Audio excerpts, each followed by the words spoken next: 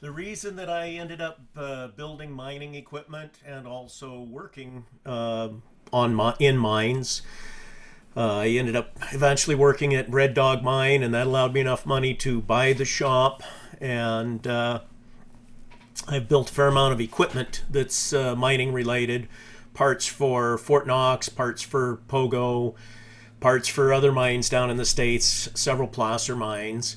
But initially, of course, there was a time when I was a miner. I got drafted into being a placer miner.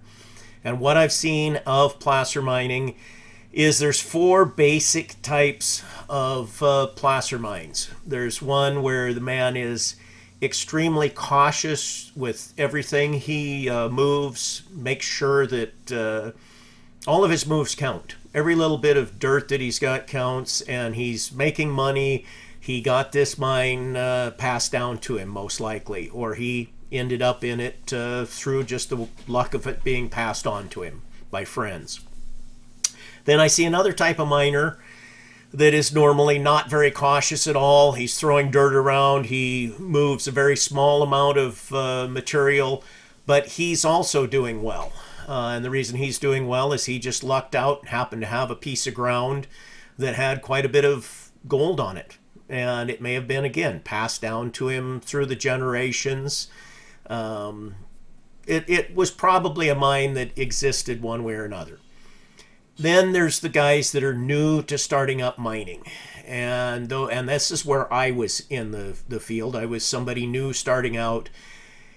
And I had heard from a friend of somebody else that there was supposed to be good gold here and you could make lots of money. So I get excited and I go mining. And at the end of the day, I was gamble mining. And that's the great majority of them that start out in it. It's kind of like what you see on Gold Rush, Alaska, is gamble miners.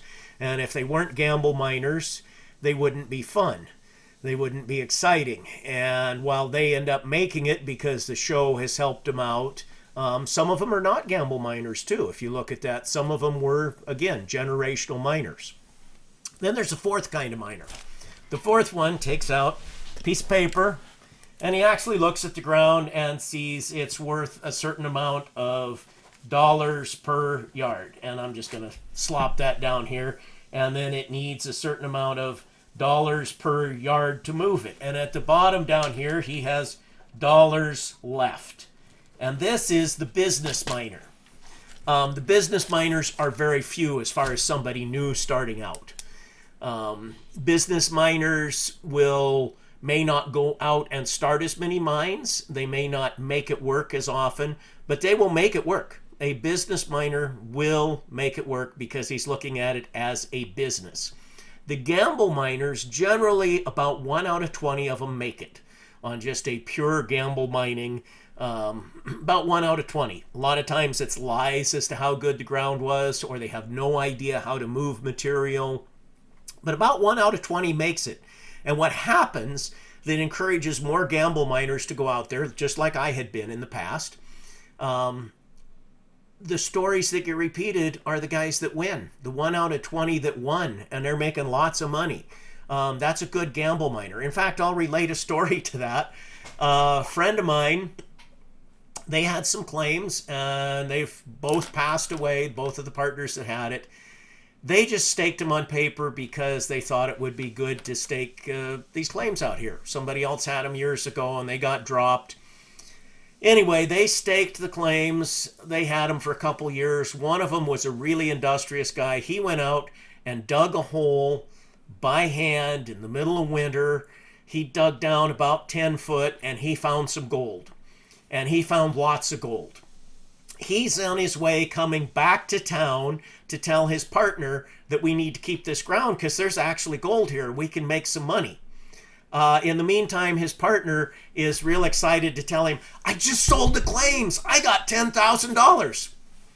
Well, they happened by to look at the guys that were gamble mining on the ground next because they just bought it as a whim and didn't really know how to mine. But they went out there and they were criticizing the new miners that were out there because there was gold at their end of their box just falling off, and telling them that it was time to clean up. You know, they needed to hurry up and get back to their cleanup. And the guy that had the claims that he'd bought from him said, "What do I care? I got enough in the last claim to buy my new D8. It doesn't matter. I'm making plenty of money. Don't bug me." I imagine they probably continued on to do real well. Anyway, the reason I'm not going out and business mining myself, I don't like a lot of the regulations. That's what pushed me out of it years ago, besides just not getting into it at the right time. I thought the regulations were worse than they are.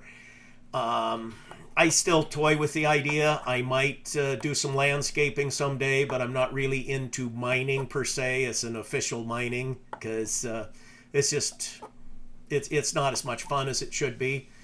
But if I do, it will be from a business standpoint, because I've got other businesses, other things I do. If I didn't know anything else, I would be out there gamble mining, though. I would. I'd take the extra gamble. And some of the ground, unfortunately, while I want to do the business aspect of checking it all out, drilling the ground, seeing what's there, some ground doesn't drill easily. To really check it out, you have to spend money where you're doing bulk samples, and your bulk sampling is close to the same investment as what it is to just go mine it. So sometimes the gamble mining makes sense.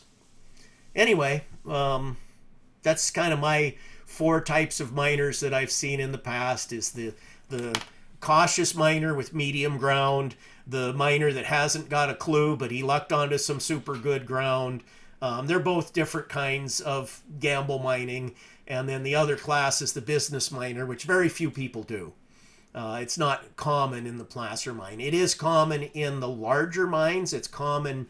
The big ones are all business mines. However, I think they miss, on another hand, that's in the hard rock, they really miss the medium, small opportunities of hot hard rock ground. They have this idea that if there aren't X many million ounces to pull out, they're not interested in looking at it at all. I've seen a lot of mines that just totally will not consider a piece of ground, and it's bringing in 1.5 ounces or 2 ounces per ton on the reports, but it's less than 1 million ounces total, so they don't care about setting up or looking at it. And to me, that's just brain dead. But there doesn't seem to be the business aspect to really look and work at those. Anyhow, just some of the things that I've noticed. I've got the one video posted with the trommel running there, and I'll do one at some point. 2 of them, one of things that I've learned a little bit about geology. I'm not a geologist. I'm not good at that, but there's a couple of things, a crossover from normal geology of hard rock and geology of placer that I've learned. And some of the things I've learned as far as how to design a plant so it actually works instead of doesn't work. What's important.